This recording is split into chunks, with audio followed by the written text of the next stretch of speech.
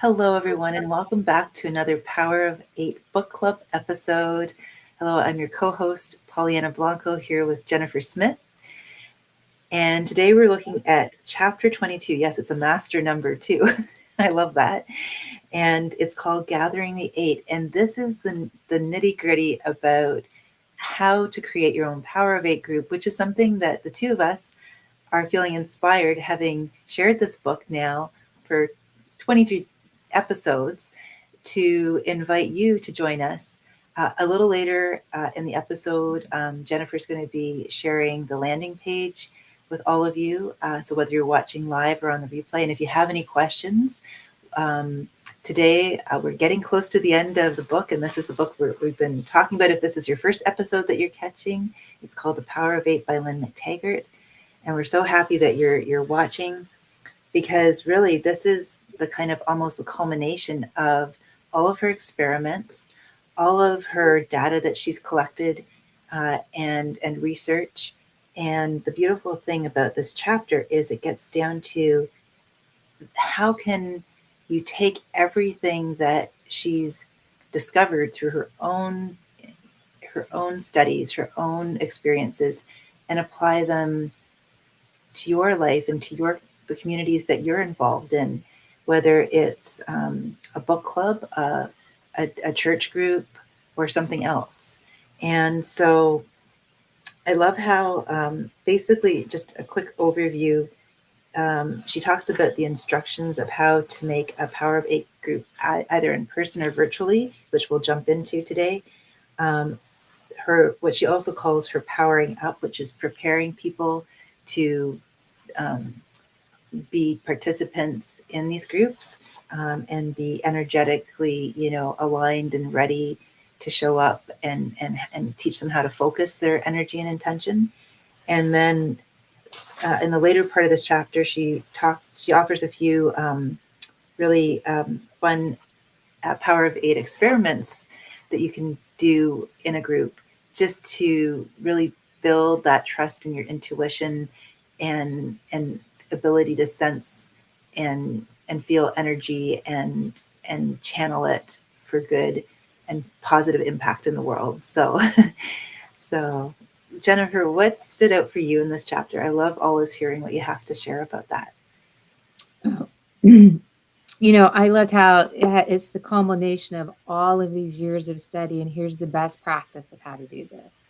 So many of us want to know, like, step by step on how to do things and if we're doing it correctly. And a lot of it's really just your intention, but this will help a lot of people with their Power of Eight groups and to move forward with it. And we'd like to invite any of you that are listening today, or who's listening maybe at another time, to go to our website, because we will help you establish a Power of Eight group.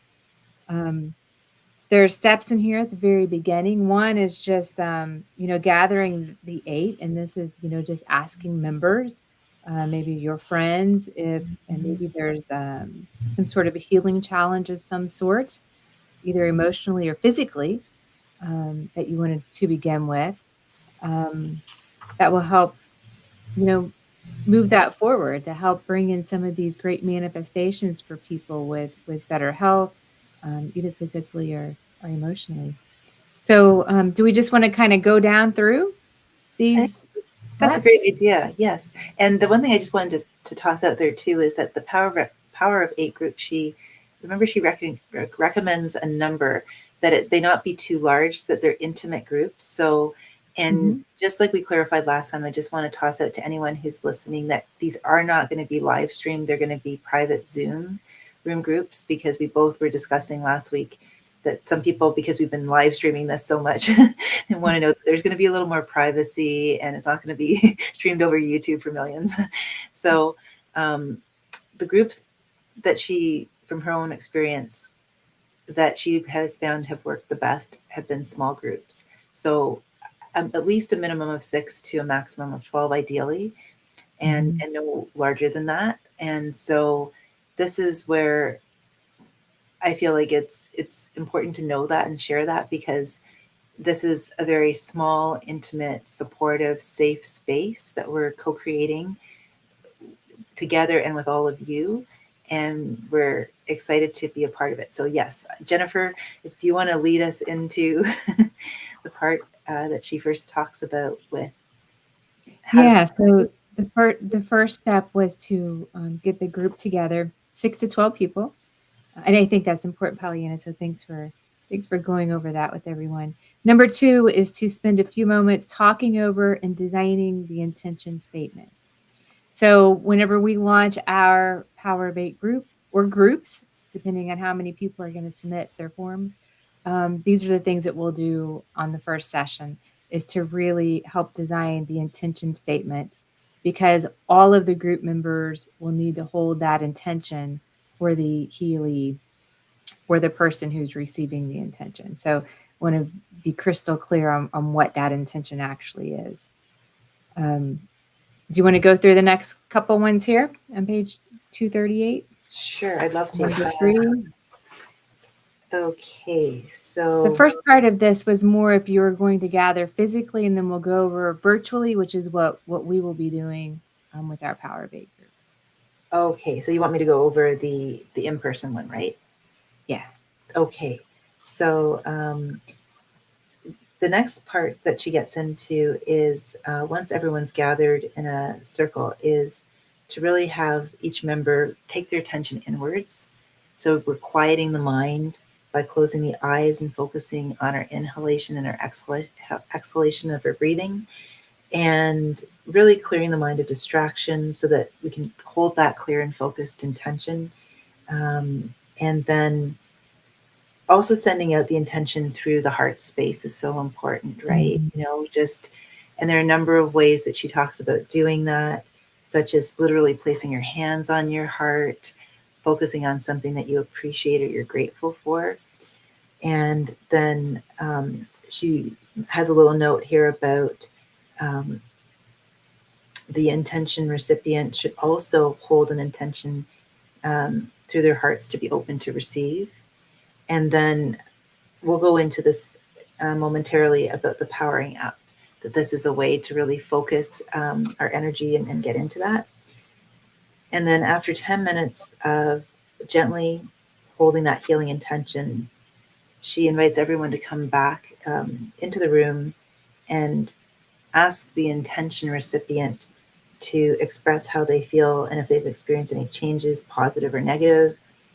And all the other members may then take turns sharing their experiences, which is always enjoyable to hear. Because Jennifer, I know you've had this experience. I'm curious, when you've gathered with groups before, have you noticed the phenomenon that there's this amazing serendipity, synchronicity that oftentimes and she talks about this too, but like there's a group consciousness that forms where it starts to become clearer why that particular group of people felt guided to gather together. Like things will emerge, like commonalities will emerge in terms of just that shared space together. Mm-hmm. Yeah, I would say that I've had a lot of experiences like that. It's like, everyone being in that same space at the same time. You start to realize why you're there. Sometimes whenever I've joined, different groups or have went to different places, is because I felt called to go, even though I didn't quite know why I was going, until you show up and then you see who else is there. And then all the, it starts to make sense. Oh, this is what we're doing. I've even had experiences where we're in this space of no thoughts, and everybody gets the same vision or very similar visions, That's because fascinating. that's energy we're all bringing in together. Yeah, that is really fascinating. I love that you shared that.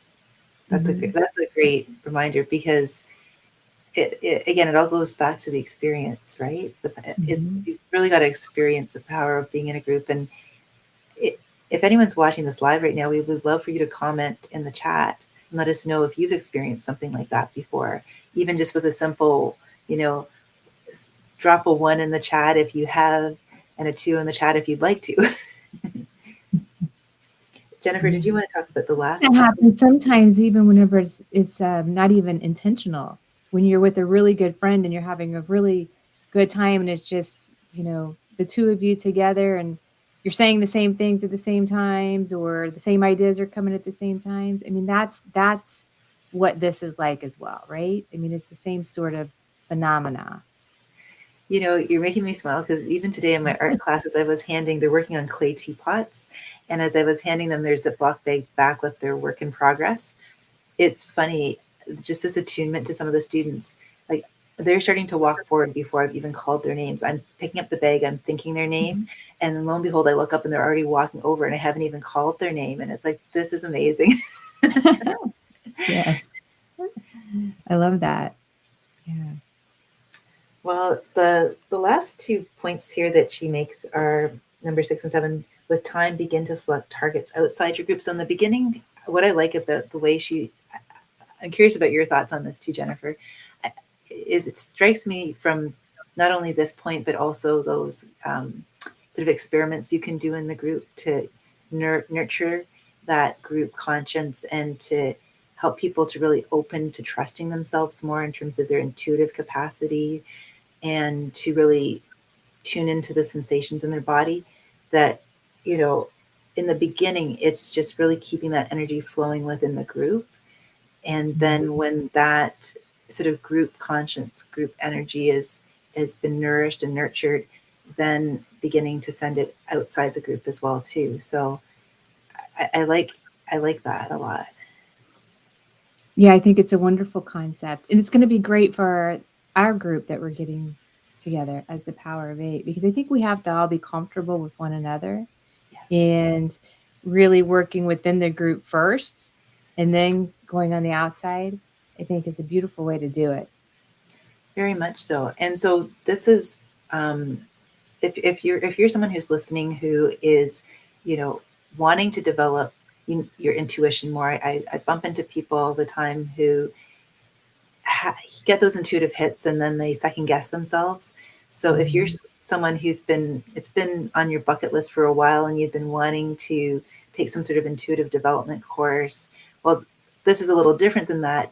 This is a great space. This is a great space for you to begin to practice and experience a deepening of that trust, like you've never experienced before. So I really hope you'll join us. Yes. Now, you had put together a powering up, which people can download from the website, the process of that. Thank you for remembering to share that. Yeah, let's see if I can. I'll say a few words about it a little bit while you're looking for it, Jennifer, if you want.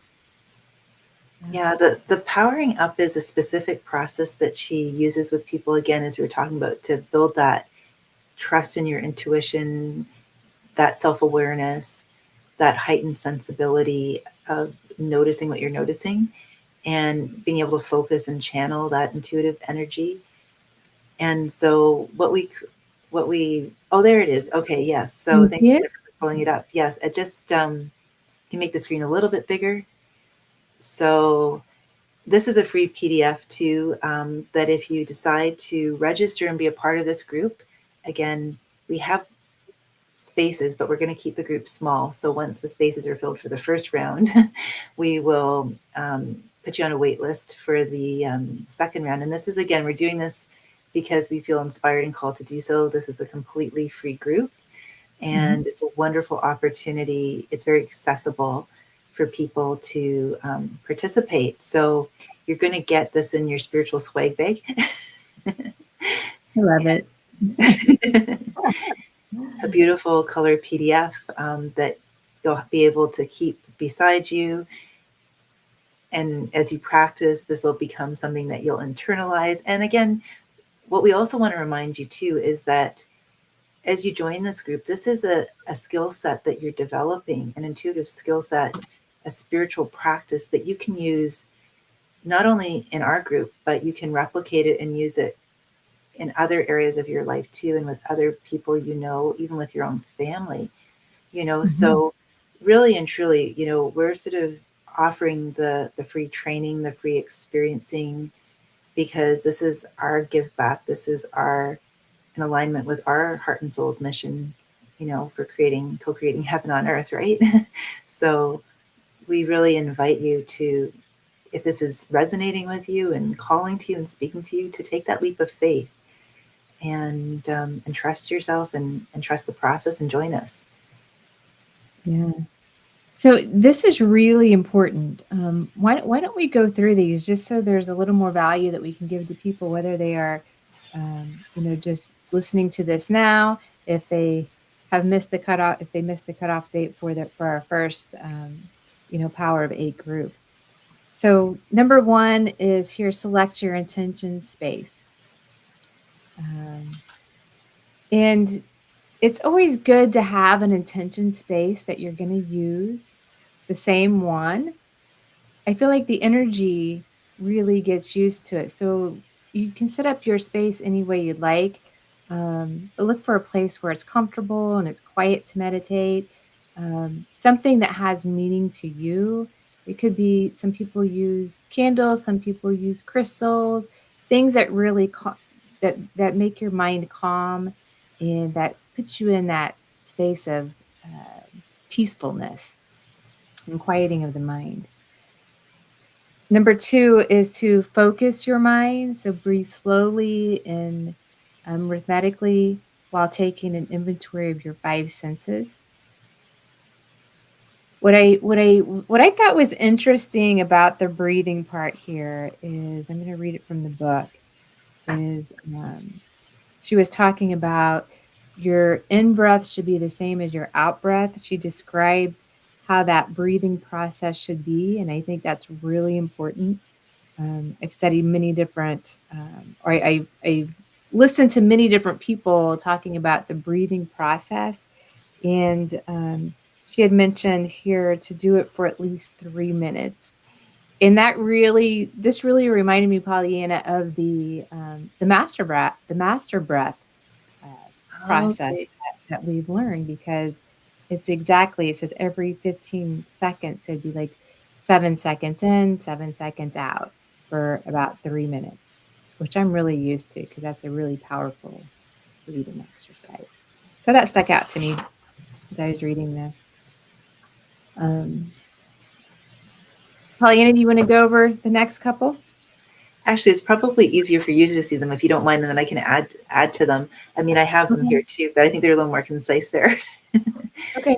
Yeah. So number three is connect to your heart. Touch your heart and feel into compassionate feelings for the other.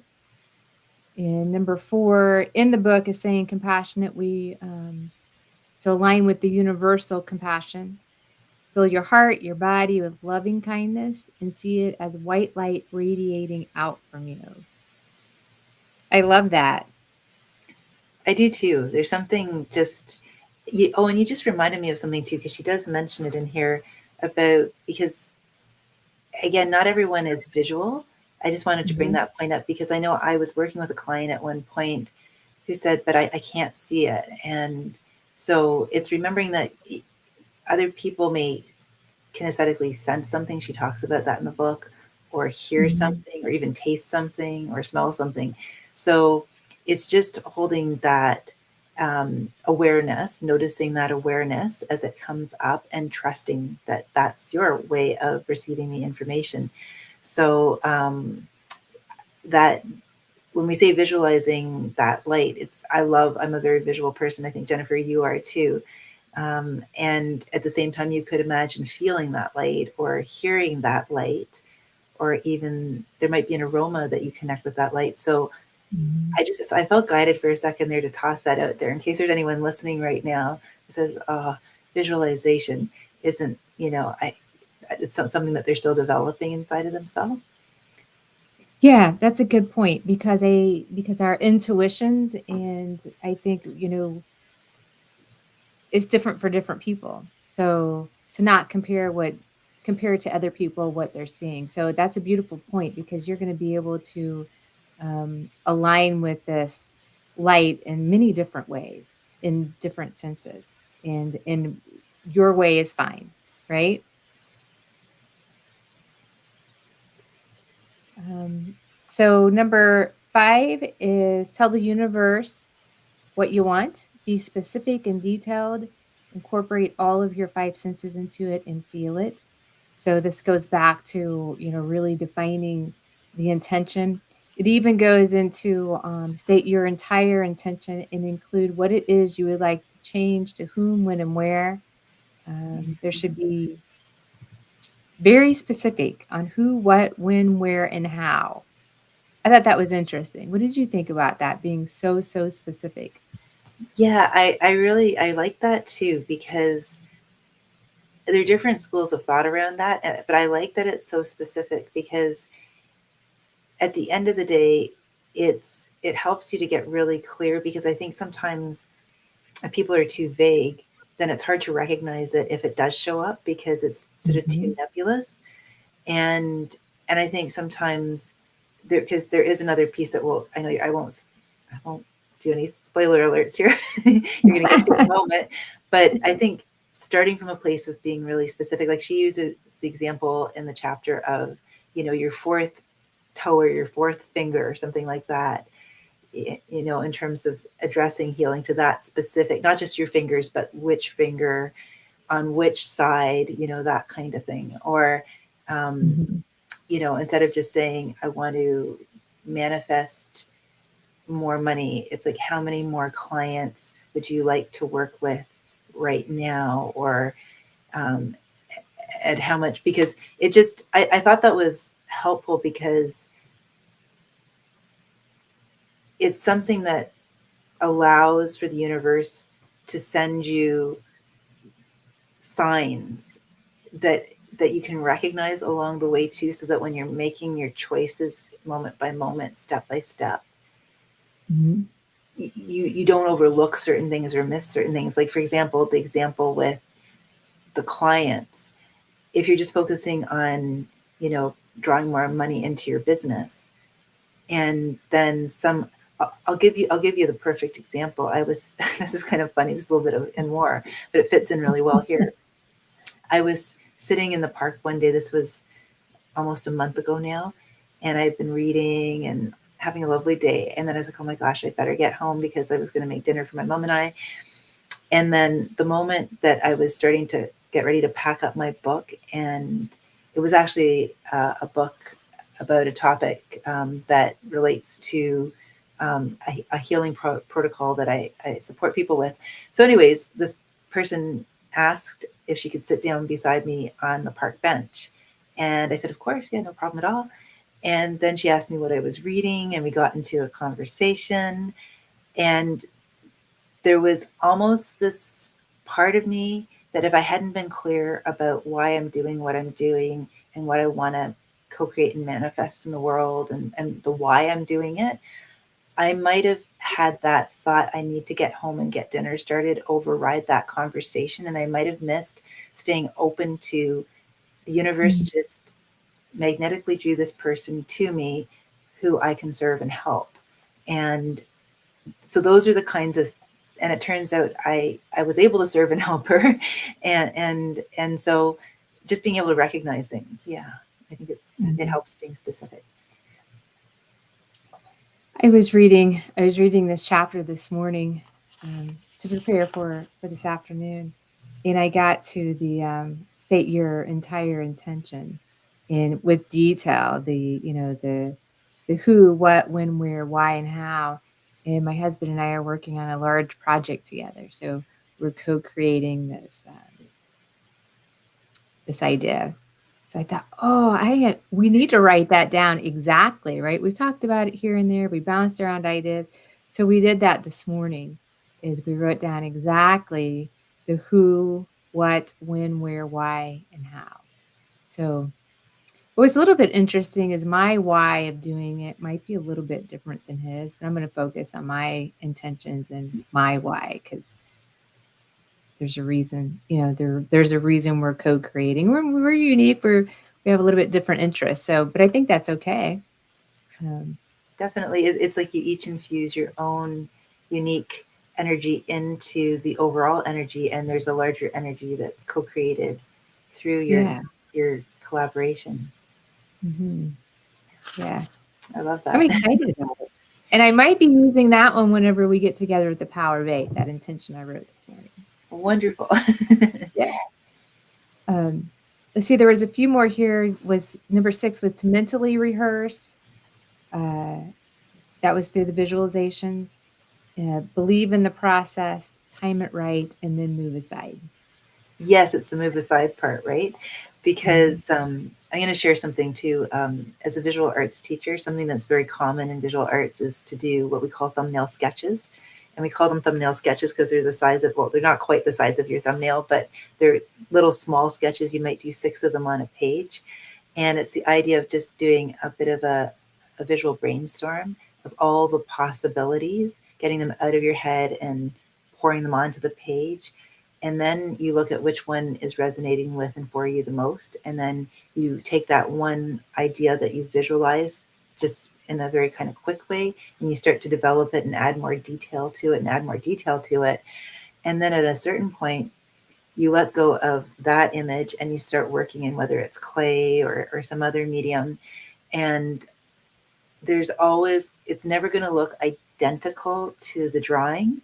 It might look pretty close. And I call them happy accidents, like that they're, or a new one, where it's like, it's just a jumping off point. It's a starting off point. And it's almost like you have the sketch there because you've kind of prepared yourself, you've primed yourself, and then you release it and you let it go. And then you move from the 2-dimensional to the 3-dimensional, or at least the tactile, whether you're working in paint or something. So it's interesting how that whole creation process moves along, right? It's the letting go part is so important.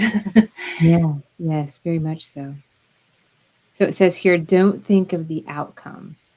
Bingo. Yeah. It's true, because sometimes in life when we really want something, we get so attached to the outcome, that again we miss the other opportunities that are there. And and and part of the energy that I know you've mentioned this a lot, Jennifer, is that flow, right? That creative flow.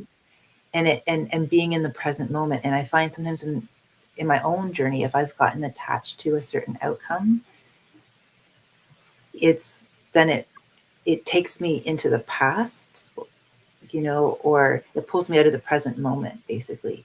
So in order to stay in the present moment, it's like that capacity to have that ability to move forward and flow with that intention, without gripping onto it. It's like it's Yeah.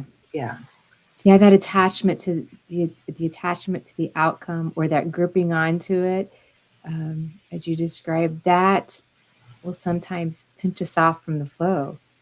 So that's a balance, right? This is how I'd like for it to be, but don't be thinking or attached to the outcome either. I always say, and I do this a lot, even maybe on a daily basis, is like kind of plan my day. This is how I'd like for it to be, but I'm open to possibilities if there's a better way, you know.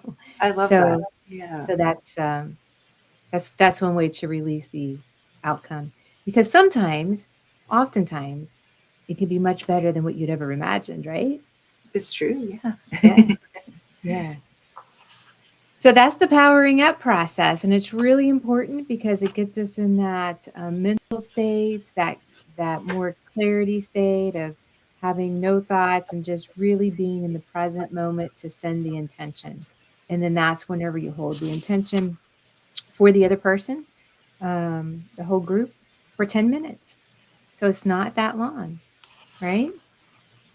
Easy.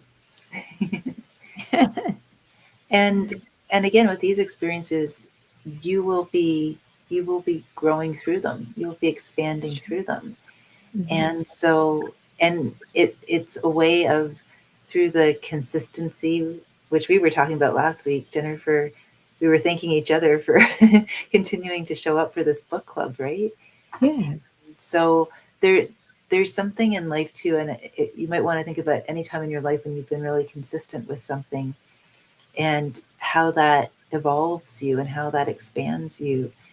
And there are so many hidden gems in that experience that are just waiting for you to discover. And the only way to discover them is to show up consistently, right? Mm-hmm.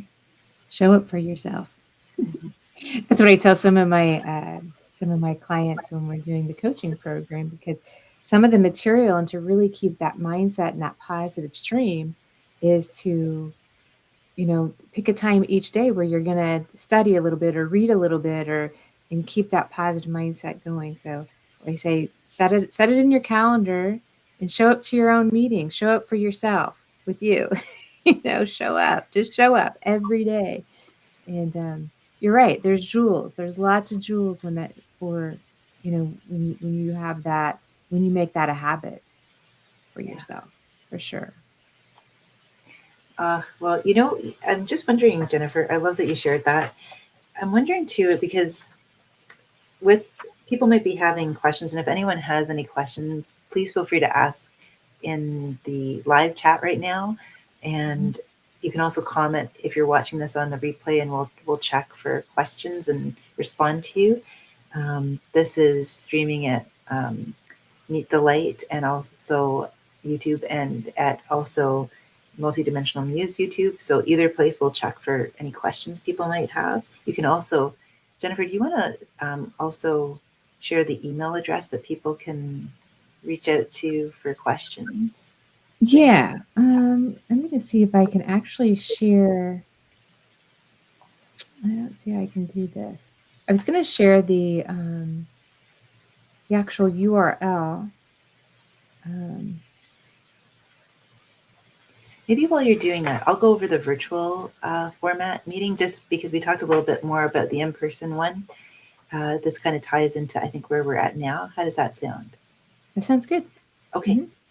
So thank you. So basically, meeting virtually for this group is very similar to everything that Jennifer was sharing before with the in-person groups.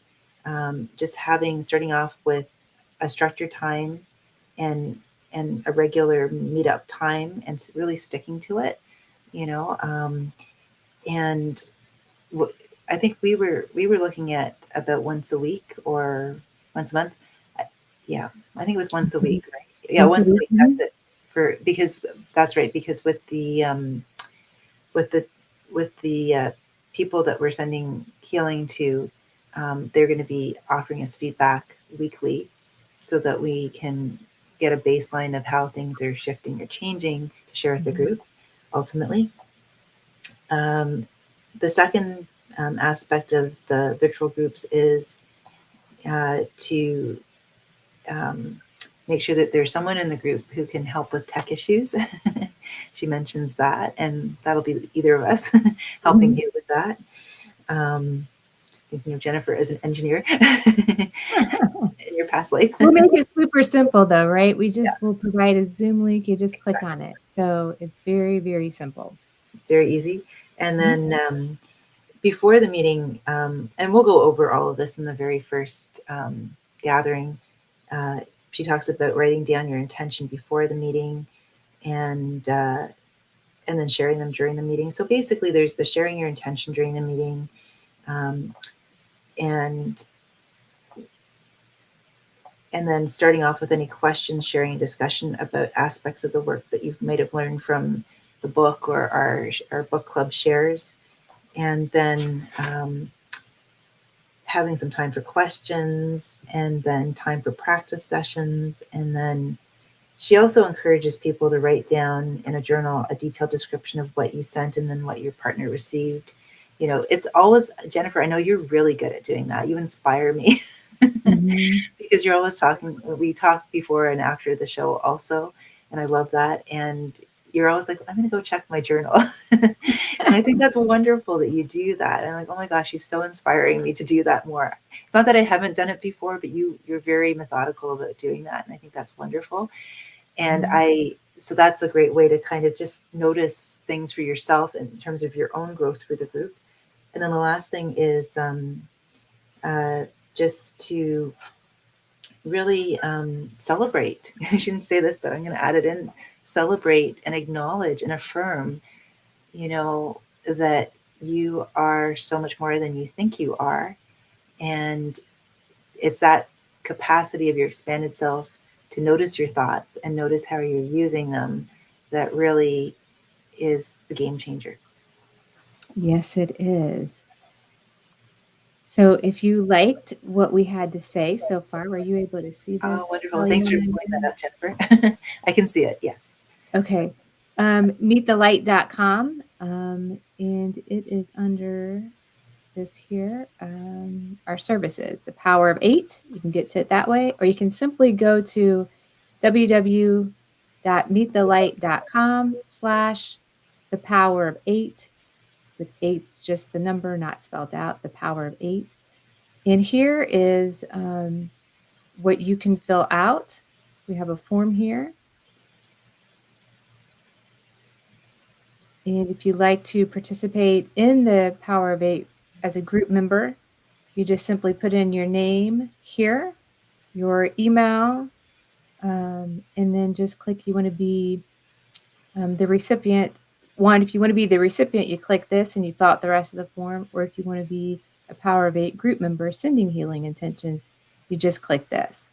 So a Power of 8 group member, just fill out your name, email, and you just click this and you send it on. If you're asking for long distance healing, we have a few more of the form that you fill out here, which this is all confidential with just the Power of 8 group. So that is, we've tried to make it as easy as possible. So if you're interested in doing this, please just go to the website here, meetthelight.com/the power of 8. Thank you. That's super easy. So, thank you so much for sharing that, Jennifer. And I'm just wondering, I don't know, are there any questions at all so far that you can see? Oh, let me check. No questions so far. Well, I guess that means we're explaining things really clearly. I think so. Also, on that same link, you can go to the bottom and you can view like all of the episodes of the Power of 8 that Pollyanna and I have talked through the last. This is our 23rd week. That's amazing. It's been a while, yeah, almost over 5 months. So that's good. That's good. It's a lot of information there for everyone. Definitely. And if you haven't already bought the book, you don't have to. You can watch our book club, but you might also want to get yourself a copy of it too, or maybe an audiobook one if you prefer to listen to it. It's a great book. I mean, you can see how many things I've underlined and and marked in here. And I know you have too, Jennifer. And it's just a really great reference, and it's nice to pull out in those moments where you just need that reminder of just how we have such power within us for good, for positive impact in the world, that we do matter. Each of us matters, and we can make such a powerful difference. And to not get distracted by anything that would have us thinking otherwise, right? That's the key, is to really, really ground into that. And that's the other thing that's really beautiful about being a part of a small group community like this, is that this is something that's going to be ongoing for a while, right? And it's incredible how just a lot of times, I know when I've held groups before, and I'm sure, Jennifer, you could have things you could share too about that. Like, I know with my chakra dance groups, especially even just doing a 9-week chakra dance experience, how people have connected and how they felt this sense of they're not alone in the world, and they feel there are other people out there who are on the same page and of the same heart set and mindset. And that in and of itself is healing, aside from everything else, right? Just to find your people, right? Right. I like the weekly, because that's accountability for yourself and for the group to show up every week. and it's going to be a wonderful experience. I'm really excited about it because we'll be helping one another, we'll be helping everyone else. It also helps ourselves too. So it's a Exactly. wonderful experience. And that's the thing too. I know people lead busy lives. I just want to acknowledge this, Jennifer, because I just feel like there's someone out there listening. I'm sensing it. I keep hearing it as a message, an auditory message right now. So I'm just going to trust it. Okay. I don't know if you're picking up on the same message, but I keep hearing someone who's thinking about it. I think they're watching on the replay. This is in the future, the future, and and they're saying, "I'm not sure. I'm going to be away this day or that day." Or here's the thing: you brush your teeth every day, right? And you eat, your meals every day. There's certain things that you do that because they make you feel good. And it feels good to show up in that way for yourself and to show up for the world, having done those things for yourself so that you can show up more fully. And this is what I would just invite you to consider and sort of sit with inside of yourself is that when, when we show up, when we're feeling great, it's easy, right? And when we have those days where maybe we're extra busy, a little tired, or there's plot twists in life, unexpected new things, and we still show up, that's worth its weight in gold because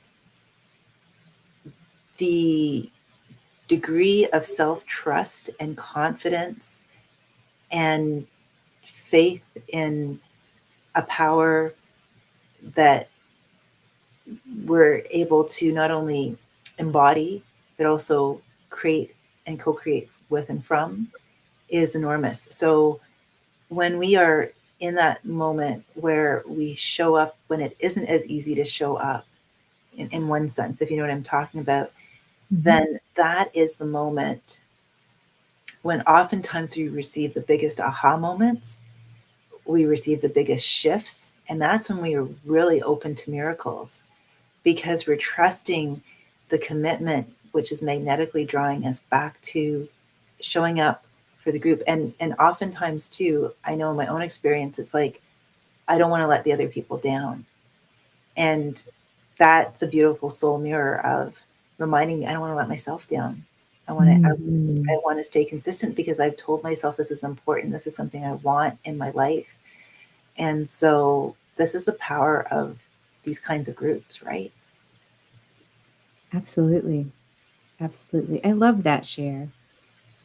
Thank you. What I have witnessed for myself and other people as well is sometimes when we're at a point of our life where we think there's no time to do anything, that's when you need this the most Yes. because you can come in and realize, oh, there are some things that need to shift, in your life to allow the time for yourself, to allow these things. And that's when things start to get easier because we don't want to pack our day full of things that don't serve us.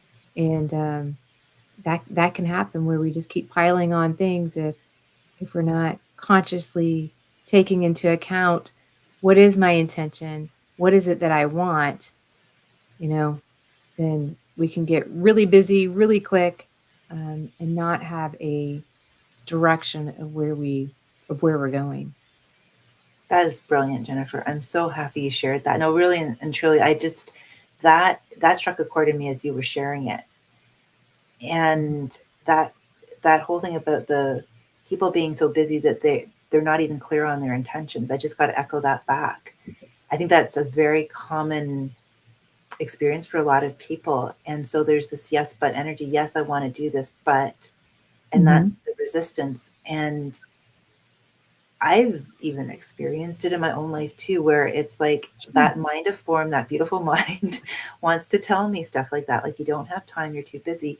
But that also that I like how you said it, adding more things on, doing more things. I think this is also a telltale sign and red flag that we, like you said so beautifully, really, really need it because it's um, it's a response from oftentimes anxiety or fear, Mhm. and it's a way of kind of coping with it.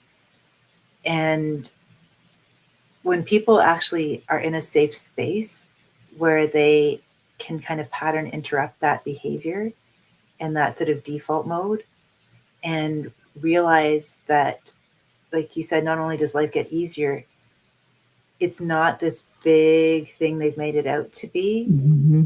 And it's actually everything they've been looking for and wanting to experience. And they can have it like this. It doesn't have to be long and hard, but they've built up this story in their mind that has to be long and hard and difficult. Mm-hmm. And you can start to unwind all of that and just be like, oh my gosh, 30 minutes, an hour have passed, and I feel wonderful. I want more of this. Yes, exactly. I'm looking so forward to it. I know how wonderful it's going to be, and I'm looking at it. I'm looking really, really forward to doing this. I can't wait. I'm over the moon about this. Very good. All right. Well, Pollyanna, it was great talking with you. Everybody, thanks for joining us. Again, check out our landing page, meetthelight.com/thepower8 if you'd like to participate, or if you or someone you know that wants to be the receiver of healing intentions, and that could be anything.